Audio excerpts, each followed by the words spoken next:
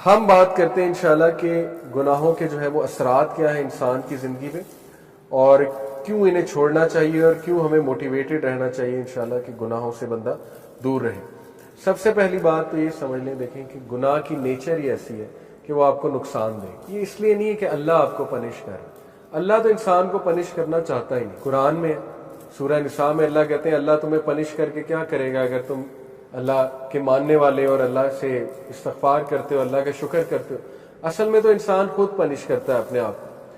تو جس طرح ایک ریڈیو ایکٹیو مٹیریل نقصان دہ ہے، اس کے قریب آپ جائیں گے آپ کو کینسر ہو جائے گا گاما ریز کی وجہ سے، اسی طرح گناہ آپ اس کے قریب جائیں گے ہو ہی نہیں سکتا آپ کو نقصان نہ ہو، نقصان آئے گا ہی آئے گا، تو وہ ہم خود اپنا نقصان کر رہے ہیں۔ ٹھیک ہے، تو اس کے اثرات کیا ہیں؟ Some of the consequences of sin، ابن القیم کی کتاب سے اخذ شدہ ہیں یہ consequences، 9-10 consequences انہوں نے بتائے۔ یہ اس لیے ہے کیونکہ نفسیاتی طور پہ ہمیں جب ایک چیز کے اثرات پتہ لگ جائے consequences، تو موٹیویشن آ جاتی اس سے بچنے کی، اس لیے بتا رہا ہوں۔ ٹھیک ہے، پہلی چیز ہے جی کہ نالج سے ڈپرائیو ہو جانا۔ جتنا بھی آپ کو علم تھا، جو بھی تھا، اس سے ڈپرائیو ہو جاتا ہے انسان، کیونکہ نالج لائٹ ہے، نور ہے۔ گناہ جو ہے وہ نور کو لے لیتا ہے، اور یہ اکثر اسلاف جب ان کے پاس کوئی شکایت کرتا تھا آ کے کہ میری میموری ویک ہو گئی ہے، یا مجھے کچھ چیز یاد تھی، قرآن کا کچھ پورشن یاد تھا وہ بھول گیا ہے، تو وہ اکثر انہیں یہی ایڈوائز کرتے تھے کہ آپ استغفار کریں، کیونکہ گناہوں کی وجہ سے یہ چیزیں بھول جاتی ہیں۔ ٹھیک ہے، تو یہ ایک بہت بڑا اثر ہے۔ اللہ معاف کرے کسی نے قرآن حفظ کیا ہوا ہے اور وہ بالکل نکل گیا ہے دل سے، تو یہ ایک فکر کرنے والی بات ہے، اور اس کو کوشش کرنی چاہیے اس کو واپس لائے اور اپنے گناہوں کو بھی ظاہر ہے ان سے توبہ کرے۔ دوسری چیز، رزق کا چھن جانا۔ اللہ کے نبی صلی اللہ علیہ وسلم نے فرمایا، ابن ماجہ کی حدیث ہے، صحیح حدیث ہے، ایک شخص کو رزق ملنا ہوتا ہے حلال سے، لیکن وہ جلد بازی کر کے گناہ کر کے وہی رزق حرام سے لے لیتا، تو پھر اس کو ایکسٹرا کچھ نہیں ملتا، جو اس نے لے لیا وہ مل جاتا ہے، نہ اللہ کی ہیلپ اس کے ساتھ ہوتی ہے۔ اور یہ جو حدیث ہے جو میں ابھی سنانے لگا، یہ کیا ہے؟ A man is deprived of provision because of the sins that he commits۔ انسان کو رزق سے ڈپرائیو کر دیا جاتا ہے اس کے گناہوں کی وجہ سے۔ اب یہاں پہ ہو سکتا ہے آپ کے ذہن میں سوال ہے کہ نہیں یار فلانا اتنے گناہ کرتا ہے، وہ تو موجیں کر رہا ہے، ٹھیک ہے، اس نے تو پلاٹ بنا لیے، یہ کر لیا، وہ کر لیا۔ تو دیکھیں رزق 4 طرح کا ہوتا ہے: financial wealth, emotional wealth, social wealth, time wealth. ہو سکتا ہے اس کے پاس فائنینشیل ویلتھ ہو لیکن نہ ایموشنل ویلتھ ہو۔ ایموشنل ویلتھ کیا ہے؟ ذہنی سکون، وہ بھی رزق ہے۔ غنا، ٹھیک ہے، دل میں ایک سیٹسفیکشن۔ اسی طرح ایموشنل ویلتھ میں ہے جذبات پہ کنٹرول، اینگر مینجمنٹ اچھی، اخلاق اچھا، یہ ایموشنل ویلتھ ہے۔ ہو سکتا ہے وہ بندہ اس سے محروم ہو۔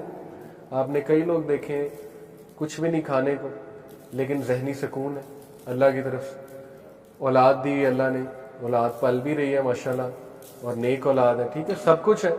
تو کیا یہ رزق نہیں ہے؟ بالکل ہے۔ سوشل ویلتھ اسی کو کہتے ہیں کہ آپ کی اولاد اچھی ہے، آپ کی بیوی اچھی ہے، آپ کا جو ہے وہ گھر والے اچھے ہیں، آپ کے ساتھ لائل لوگ جمع ہو گئے، تو وہ بھی رزق ہے۔ ٹائم ویلتھ، ٹائم میں برکت، آپ کے کام جلدی ہو جاتے ہیں، ٹھیک ہے، آپ کرتے ہی وہ ہیں جو اللہ سبحانہ و تعالیٰ کو پسند ہے، یہ ٹائم میں برکت۔ تو جب ہم گناہوں میں پڑتے ہیں تو یہ ہمارا رزق ڈپرائیو ہوتا ہے، ٹائم سے برکت اٹھ جاتی ہے، ٹینشنیں بڑھ جاتی ہیں، ٹھیک ہے، ٹائم مینجمنٹ ویک ہو جاتی ہے۔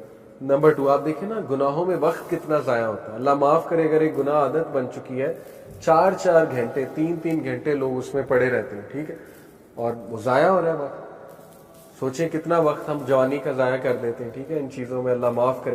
تو اس سے نکلنا ہے، اپنے آپ کو موٹیویٹ کرنا ہے۔ پھر آپ دیکھیں سوشل ویلتھ، ہمارے ساتھ لوگ ہی ایسے آ جائیں جو ہمیں کھانے کو تیار، اور بس ان کی نظر ہماری دولت پہ ہو، تو پھر یہ کون سا رزق ہے؟ اس کا مطلب ڈپرائیو ہو رہا ہے اور گناہوں کی وجہ سے۔ پھر آپ دیکھیں ایموشنل ویلتھ، ذہنی سکون ہے ہی نہیں، ہر وقت ٹینشن ہے، ہر وقت سٹریس ہے، ہر وقت پریشانی ہے، ہر وقت منہ پہ شکایت ہے، تو اس کا مطلب گناہوں کے اثرات آ تو رہے ہیں۔ تو اس لیے گناہوں کے اثرات رزق کی تنگی سے آتے ہیں، ٹھیک ہے۔ رزق کبھی اللہ بڑھا کے دیتا ہے، کبھی گھٹا کے دیتا ہے، اوور آل رزق تو لکھا ہوا ہے، لیکن یہ اللہ کی ڈسٹریبیوشن ہے۔ اللہ اپنے بندوں کو چیک کرنے کے لیے کبھی زیادہ دے دیتا ہے اس کوانٹیٹی میں سے، کبھی کم کر دیتا ہے، جب وہ دوبارہ استغفار کرتے ہیں پھر بڑھا دیتا ہے، ٹھیک ہے۔ یہ اللہ بادشاہ ہے، اللہ جیسے چاہے کر سکتا ہے۔ नंबर 3, अल्लाह और बंदे में एक ला ताल्लुकी, सेंस ऑफ एलिनेशन, जो बहुत बड़ी पनिशमेंट है, अल्लाह माफ, बल्कि सबसे सीरियस बात है ये। जब आप अल्लाह से दूर हो जाएं और एक डिस्टेंस फील करें और एलोन फील करें, दुनिया की सबसे बड़ी लोनलीनेस, सबसे बड़ी तन्हाई अल्लाह से दूरी, ठीक है। तो गुनाह उस डिस्टेंस को इंक्रीज करते हैं, क्योंकि देखें ना, इंसान अल्लाह माफ करे अब गुनाहों में होता है तो अल्लाह, जाहिर है फरिश्ते उसके इर्द गिर्द नहीं होते, फरिश्ते भी उठ जाते हैं उस जगह से, रहमत नहीं होती अल्लाह की, लेकिन उम्मीद होती है, उम्मीद बहुत है। अल्लाह गुनाहगारों को ही माफ करते हैं, ऑब्वियस सी बात है। अल्लाह जरूर होते हैं बंदे की तरफ मोहब्बत से देख भी रहे होते हैं, चाहते हैं बंदा निकल आए और बंदा जो है मुझसे दुआ करे, मुझे पुकारे, लेकिन गुनाहों की वजह से आहिस्ता आहिस्ता ये रिलेशन वीक होता जाता है।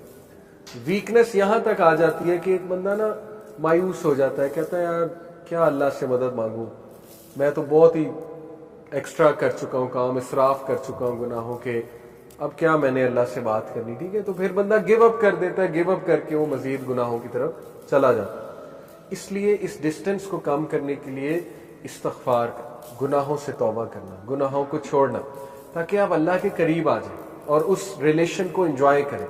खालिक के साथ जो रिलेशन है ना, वो सबसे खूबसूरत, सबसे हेल्दी रिलेशन, सबसे ब्यूटीफुल रिलेशन है, और इंसान खुश हो जाता है खालिक के साथ रिलेशन स्ट्रॉन्ग करके, ठीक है। ये चौथी चीज, things become difficult for him so that he does not turn his attention towards any matter, but he finds the way blocked or he finds it difficult. काम मुश्किल होना शुरू हो जाते हैं गुनाहों की वजह से। मैंने जैसे कहा रिस्क में तंगी आ जाती, इस तरह कामों में भी मुश्किलात आना शुरू हो जाती हैं। अच्छा खासा काम कोई था, होने लगा था, एकदम मुश्किल बन गया, रुकावट आ गई, ठीक है। तो इस मौके पे बंदे को इस्तगफार बढ़ाना चाहिए, अपने गुनाहों की तौबा करनी चाहिए इस मौके में, ठीक है, ताकि वो अटका हुआ काम जो अल्लाह की रहमत से वो ठीक हो जाए। एक असलाफ थे, सलफ थे, उनका वाकया है कि वो कुरान हाफिज थे, तो उन्होंने एक क्रिश्चियन औरत थी, उससे उन्हें मोहब्बत हो गई, बहुत खूबसूरत औरत थी वो, तो जाहिर खूबसूरती की वजह से वो अट्रैक्ट हुए। उस क्रिश्चियन औरत ने उनके सामने शर्त ये रखी कि तुम इस्लाम छोड़ो, इस्लाम छोड़कर जो है ना वो फिर तुम मुझे पालोगे। तो वो जो सलफ थे उन्होंने बात मान ली, अल्लाह माफ करे, ही left Islam for the sake of women, उससे इंप्रेस हो। और फिर जो है वो एक बार कहीं से गुजर रहे थे, तो कुरान की जो है ना वो ये आयत उनके सामने आई, सूरह हज की, कि लोगों में से कुछ ऐसे हैं जो एज पे खड़े हुए हैं, जब तक उन्हें अच्छाई आ रही है वो अल्लाह की तरफ है, और जब उन्हें कोई मुश्किल आती है तो वो इस्लाम से चले जाते हैं। और ऐसे लोग दुनिया में भी खसारे वाले, आखिरत में भी खसारे वाले। तो वो इतना रोए ये आयत सुन के कि अल्लाह ने मुझे मैसेज दे दिया है। उन्होंने तौबा की और वापस आए। तो मैं आपको बताने का मकसद ये कि कई असलाफ आपको नजर आएंगे जो बाद में मुहद्दिस बने, बड़े बड़े टीचर्स बने, दीनदार लोग बने, बहुत डार्कनेस में थे, बहुत ज्यादा। जैसे अब्दुल्ला बिन मसलम का वाकया, इमाम बुखारी के टीचर, शराबी थे, शराब छूटती ही नहीं थी, ठीक है।